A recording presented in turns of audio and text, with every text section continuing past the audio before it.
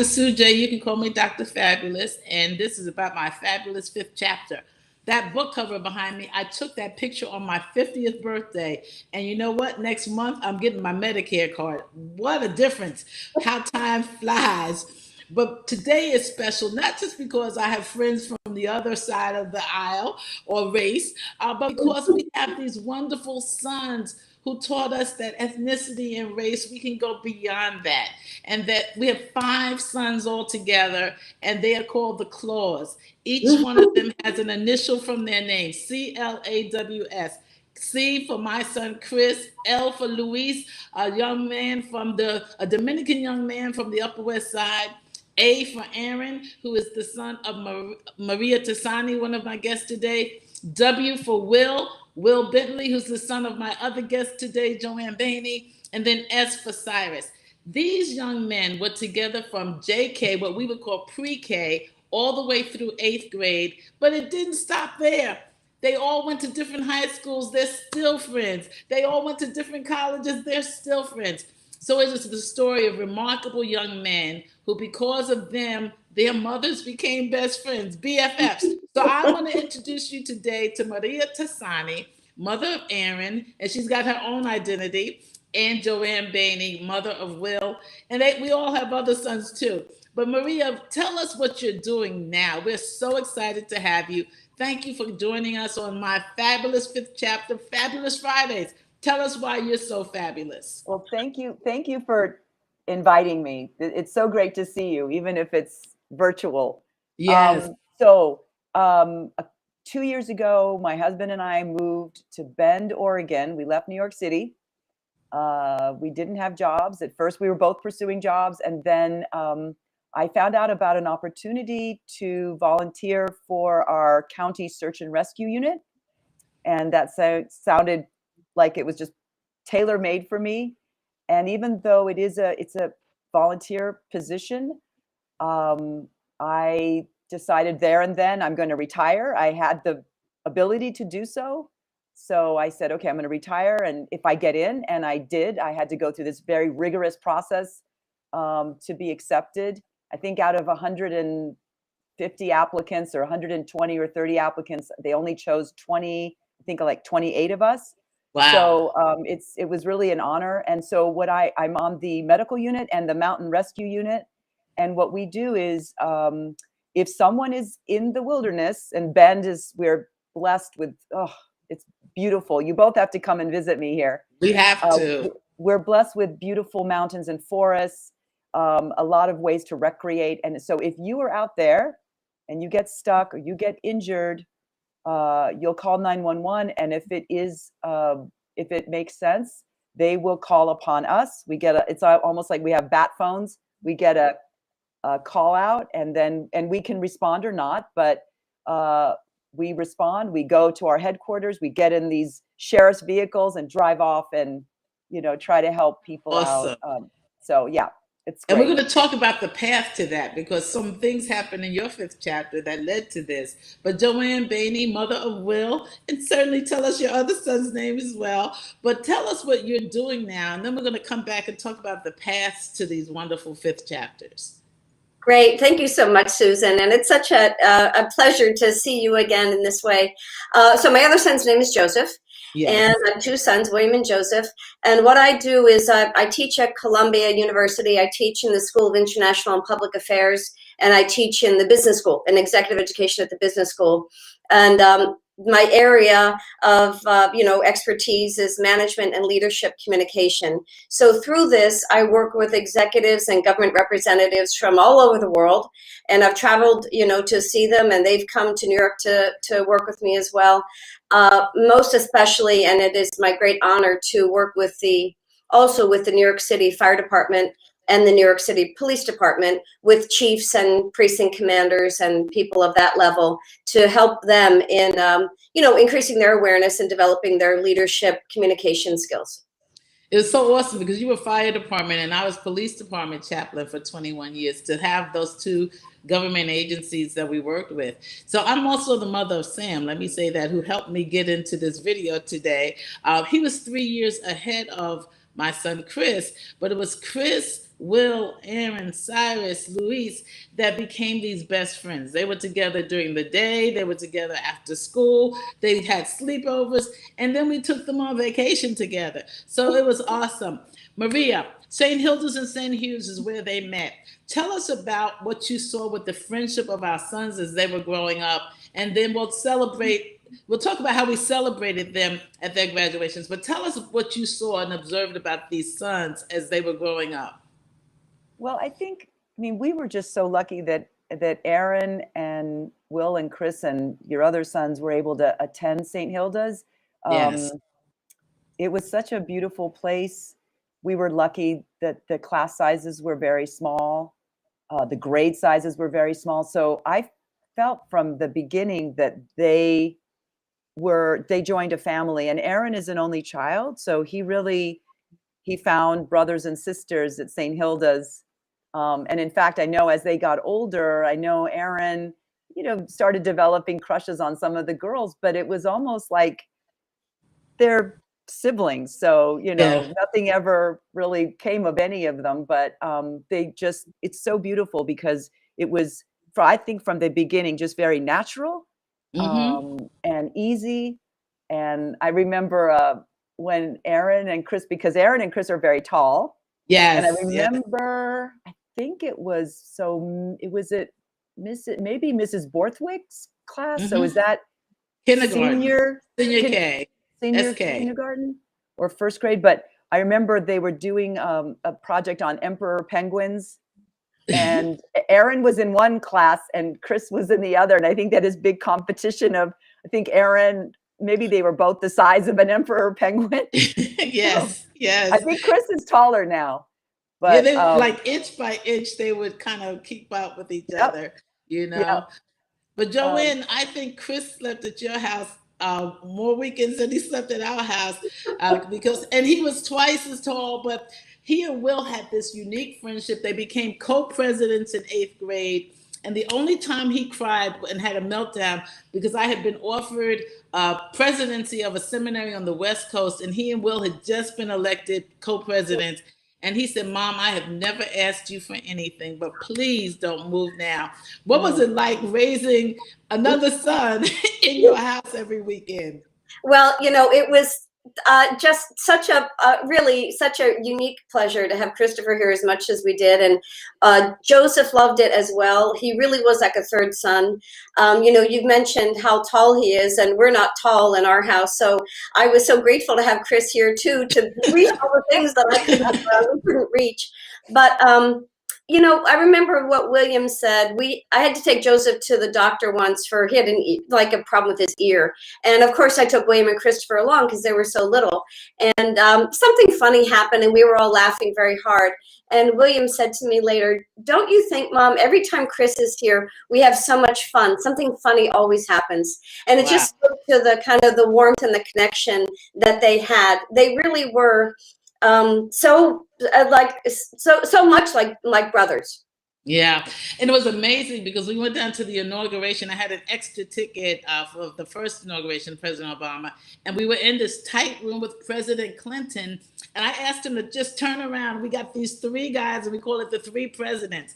There's Will, Chris as co-presidents of St. Hilda's, and then President Clinton. So wonderful moments happened with us together. But all of us took our sons together. 8th grade graduation, we took them on their first trip together. Do you remember those days, Maria? Do you remember when we took them away? Yes. Yeah, that was fun. We went to Virginia, right? We went to Virginia for high school graduation, and then Nassau, Bahamas, I think. Or yes. way? No, I think it's the opposite. It's the opposite because they were smoking cigars I don't know if I should say that, but that was Nassau. So I think that was high school. But we went to Virginia. We went to Busch Gardens. Yes. And we stayed at this beautiful place. That was so fun because, Aaron, don't tell him I said this, but he's always been scared of roller coasters and things like that. And I think being with his friends and, being a little bit older, he was so proud that he had gone on all the roller coasters, and they were also off by themselves. And then we were off on our own. So I think they felt like, big men. Yeah. So that was really, that was so fun. We became friends early because we were in each other's homes, and we would come to Joanne's birthday parties and she would sing, and we would go to the Super Bowl parties. But I remember most of all, my son, Chris and Aaron and Cyrus went away to boarding school. So the first real time that we were mothers without our sons was Mother's Day. And Joanne joined us at the Palm restaurant. And that became our tradition on Mother's Day without our sons to eat together. Joanne, do you remember those days? And now the Palm is our favorite restaurant. But talk about those days. Well, there was, we were so, I think all three of us really treasured being moms. And it was, a bittersweet realization when they grew and started to move away in the ways that they did. And I do think that we found solace in one another's connection, and also in, remembering how close they were as kids, and I want to just, recall what Maria said. I think they were like cousins, they all had been in one another's homes so many times. And, to the point that you made also, Susan, our kids were, the Claws were kind of like a Benetton ad, where it was just like every ethnicity represented among these 5 kids. And it made me so proud and happy that they had that, I'm going to say, kind of blindness to, ethnicity, because they had this experience together and they were like cousins. So Chris was African American, is African American. He didn't change. Luis is Dominican from the Upper West Side. Aaron was in a Jewish Italian household, if I'm not mistaken. Yes. Will was in an Irish heritage household, and Cyrus an Asian household. So really every ethnicity was represented, and they were blind to it. So I think cousins is a great representation. So going into our 5th chapters, you have done amazing things and you're doing them now. But Maria, you went to nursing school later in life, became a nurse before you went to bed. Talked about making that decision and how it was important to you. My marriage ended with Aaron's father, but I'm happy to say that we're still very close, which is great. And we raised Aaron together. Yes. But that, and while that was very sad in many ways, I think the good thing about it was it kind of pushed me into areas that I probably wouldn't have gone into. It made me do certain things I wouldn't have done. So I was on my own. I needed to support my son. I needed to support myself. I was working in the kind of health and wellness field. And a friend of mine at work one day said, I'm going to become a nurse. And I said, really? And then that just started me on the journey. I started researching it, talking to people. And then I ended up applying to and getting into New York University, their 15-month program. And she actually ended up not even pursuing it. But I got in, I got some scholarships, did really, really well. I was at the top of my class with some of my other older classmates. And, I graduated in 2011. I was 50 years old when I graduated, and I started working at NYU Langone Medical Center in 2012. So I had just turned 51. So don't ever say you're too old. I mean, for certain things, maybe, but I didn't let that hold me back. We were so proud of you, and we celebrated with you together. Joanne, what did turning 50 mean for you? What did you do differently? I mean, did you expand your communications? What did you do differently from 50 forward? Well, I'm doing a lot, I'm going to say more of the same, which is a lot of teaching and consulting, but one thing I think that personally connects the 3 of us is that all 3 of us are in professions where we look to help people, and we find ways to do that. So that is another, we have a, kind of a spirit connection in that way, that we want to, I'm going to say, minister in a certain way. You know, Maria ministers from a health and saving lives perspective, and Susan, obviously, you know, you minister as a minister, and in all the ways that you inspire and motivate. And I do as a teacher, as an instructor, looking to, you know, edge people up to have their lives be better. So I think I've realized that and embraced that more for myself. Awesome. And right after the break, we're going to talk about spirit and faith. I was just with St. Hilda's on a digital virtual conversation about how the faith was important at St. Hilda's. So we'll be right back. We're going to take a break. Stay with us, and we'll be right back. Hi, I'm Dr. Sujay, but you can call me Dr. Fabulous. And I am so excited. My new book, My Fabulous Fifth Chapter, It's My Turn Now, has come out. You can get it on judsonpress.com or amazon.com. My Fabulous Fifth Chapter. Are you a woman over 50? Are you ministering to women over 50? Do you have someone in your life who's a woman over 50 who wants to be fine, fit, fabulous, have her faith intact, her family intact, and just have some plain old fun? Well, this is the book. It's holiday time. My Fabulous Fifth Chapter. Get yours now. Okay, and so now you know where to get this book. My Fabulous Fifth Chapter. It's my turn now. It's on judsonpress.com and on amazon.com. Great holiday gift. Great gift for you.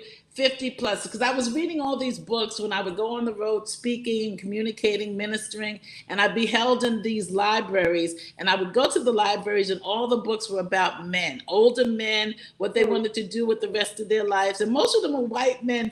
And so I was like, there's a book missing from this library. Something about women, something about faith, something about women over 50, how we enjoy our lives. And so I was saying before the break, I talked to Virginia Connor, who's the head of St. Hilda's still. She was there for all of our children.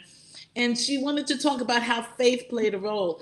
And I said how important it was, particularly with 9/11. We knew our kids were safe because she took them to the chapel. She explained what was going on, and we felt they were in good hands. But also at the beginning of every school year, she would invite all the clergy parents, including me, to start the school year. And then we had the gospel breakfast. How important was faith to you, both Joanne and Maria, in terms of raising our kids, but also in having a school that they had faith? I'm going to start with Maria. So I was raised Catholic, and at one point in high school, I became very involved with the Franciscan Renewal Center. It wasn't a parish church, but they did have mass every Sunday, and I just loved the priest there. And I got involved in sacred dance, and there was also a music group, so I was part of that. I sing and I play the piano. But then in college, I kind of got away from it. And then when I moved to New York, I tried to find a Catholic church that was maybe a little bit more on the liberal side, because that's what I experienced in Phoenix. I couldn't find it. So I kind of got away from it. And then, of course, I married Jim, and he was Jewish, but he was really more agnostic. So when we found St. Hilda's, you know, somebody had told us about it and said it was fabulous. And Jim had no objection to it being, I mean, he was a little bit, you know, at first he was like, well, the Episcopal, but, you know, he was okay with it being Episcopalian. And I was happy that it had a spiritual component.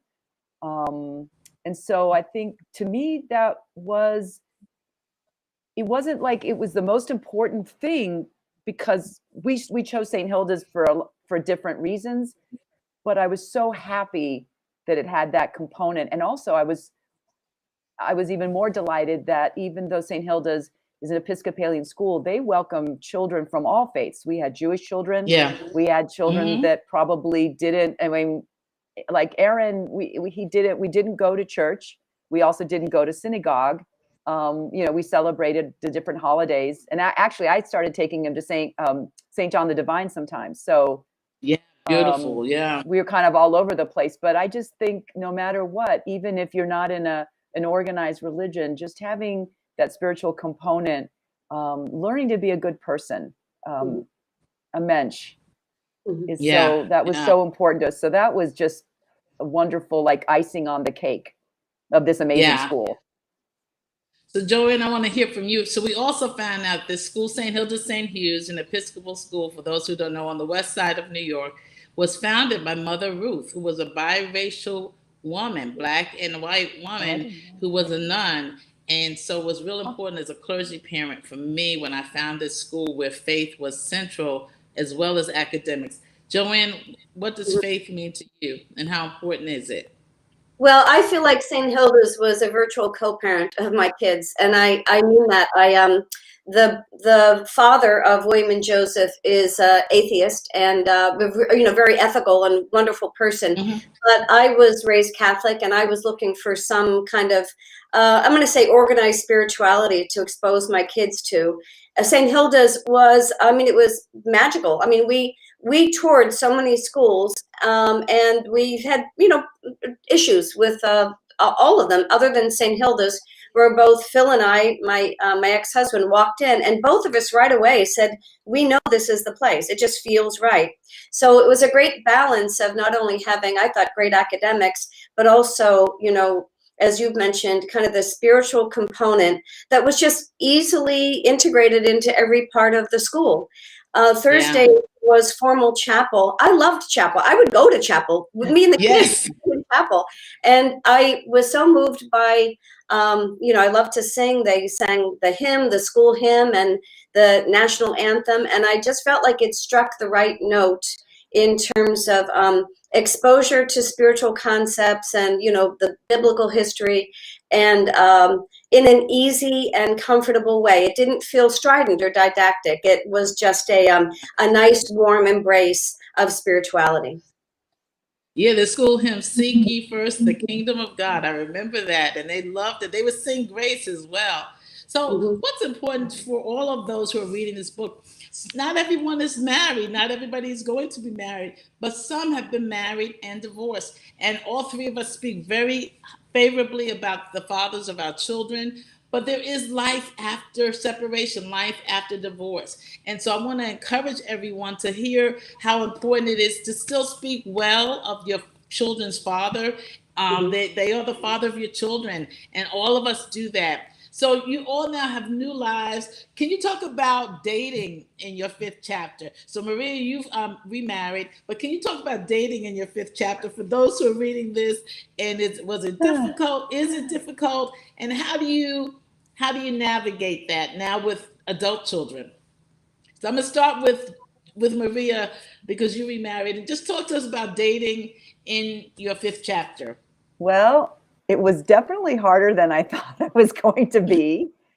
I left the marriage around 2000, and I met my now husband, Peter, in 2004. So I definitely had some relationships and then was alone. And that was also the advent of Match.com. So I started doing the whole computer dating thing. So that was very interesting. I guess what I would say is, it is. Yeah, no, it's like getting a job, right? You have to try different things, talk to your friends, go out, let chance, kind of intercede. And then, and the online thing. But I have to say, when I met Peter, I met him in Vermont. My son and I were snowboarding, and we were staying at a place, and we'd go out for pizza often because that's what you do with, boys who are 10 years old.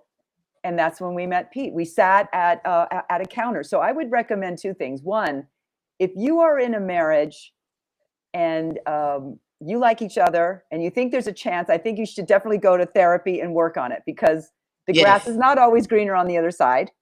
Now, with that said, I have no regrets. I think, I did the right thing, but just remember that. I think it's easy to take each other for granted. The other thing is, if you are trying to date, people do meet. They meet on Match.com. There's so many different sites now. I mean, so many compared to when I was doing it. And there are even sites for like older adults, which is great. But I would also say go out and sit at communal tables, sit at the counter. So that's how I met Pete. That's awesome. And that's helpful because, you know, you don't have to go to a bar. There are communal No. counters at pizza shops. And so that's really very helpful. Joanne, dating, mating, relating in your fifth chapter. Is it easy? And I will say, I just advised and helped mentor two people on Zeus who have found lifelong mates. So there are some online dating services that work. But talk to us about your experience with dating, mating, and relating. Right. So, I mean, I was a very, I'm going to say traditional, I'm going to say, from a relationship perspective, a conservative person. I wanted to get married. I got married youngish and, was married for a long time. And when I split with my ex-husband, I had I think, a little bit of a barrier. And that barrier was a filter of thinking that every relationship had to culminate in marriage. And that was my lesson, and that's just not the case. And so I've been fortunate in the work that I do in meeting people through that and I can say that there was a lot of dating going on. There's a lot of dating. Yeah. I'm in a relationship now, and it's really nice, and it's one that is, I'm going to say, matured beyond what I would consider the expectations that I had as a younger person, and again, the expectations of having children, obviously, and getting married, those traditional expectations. But I would I would say that if my own belief is that if you seeking, ye shall find. Right? Right? I love it. I love it. Yeah. Mm-hmm. Thank you both for your honesty and for your help and your advice. And so in-person meeting is traditional, it's conservative, but it's always the best to meet the person and to meet the people around that person because that gives you some clues. What do you do for fun? We know the job, we know the work, we know we love our sons. And if you've been seeing these pictures on this screen going through, these are our five fabulous friends: Claus, Chris, Luis, Aaron, Will, and Cyrus, who were best friends. And because of that, their mothers met. And three of us who are on today are best friends still to this day. What do you do for fun? I've been to your house for Super Bowl parties. I've been to your house for birthday parties, and we have a good time together. But what do you do for fun? Maria, will start with you, and Joanne will end with you. Well, I think one of the great things about being where we are right now is that we have, I mean, I know, Joanne, you work full time, and Susan, I'm sure you're as busy as ever, but I also feel like I have more time now than I've ever had since I was a kid. So that's been exciting. So I used to play the piano and I stopped for a long time. So I'm getting back into that. Of course, my husband and I, Peter, we moved to Bend because we love the outdoors. And so we mountain bike, we ski, cross country, downhill, we hike, we backpack. What else do we do? Yeah, we love I was music. telling Joanne before we got on, I was in Harlem recently for a funeral, and Maria biked up from 72nd to 110th Street. So I love it. I mean, backpack, bike, and all. And we had coffee in the middle of Amsterdam Avenue. So thank you for joining me. Joanne, what do you do for fun? Right. Well, I'm always so inspired when Maria talks about her physical prowess. But I live in New York, and I'm a theater person. So I like to go to the theater. I go to Broadway shows, once a week, I would say. I'm probably seeing something. And it was very hard during the pandemic when things shut down. But I go to a lot of theater, concerts, and I like to meet up with people and talk and have dinner. And I very much enjoy what is called city living. And as you said, Susan, I'm originally from Pittsburgh, Pennsylvania, and if you're from Pittsburgh, you can't not be a Steelers fan. You must be a Steelers fan. So I am a Steelers fan. I follow them avidly, and that is one of the things that is so great. It connects me to my two sons because we really do share that, the three of us. I love it. I love when you go back to your family, you have all your Steelers garb on. That's okay. My nephew just became a New York Jet, so I've got to wear the green Oh, stuff. He was wow. picked in the fourth draft, so I have the first Wow. professional football player in our family. But we Wow. just went to see Tina. Speaking of theater, and I believe if those proud Mary Oh, legs can still go at 80, my legs can still go too. So what I developed when I was living in Harlem, next door was the pool, was an Olympic-sized pool, and I began swimming again with the Harlem Honeys and Bears, a synchronized senior swim team. And so I have rediscovered how much I love the water. So wherever I am, either an indoor pool or an outdoor pool, I'm going to be in the water. And so that's my fun thing. It helps keep me toned. It helps me kind of keeps me spiritual, because in that water, some stuff is happening with me and God. But most of all, I'm having fun. And so we hope that you've had fun on this fabulous Fifth Friday with us. Well, Fabulous Friday. The book is my fabulous fifth chapter. It's my turn now. Two of my BFFs are with me, Maria Tasani, Joanne Bainey. Thank you for sharing this time with us.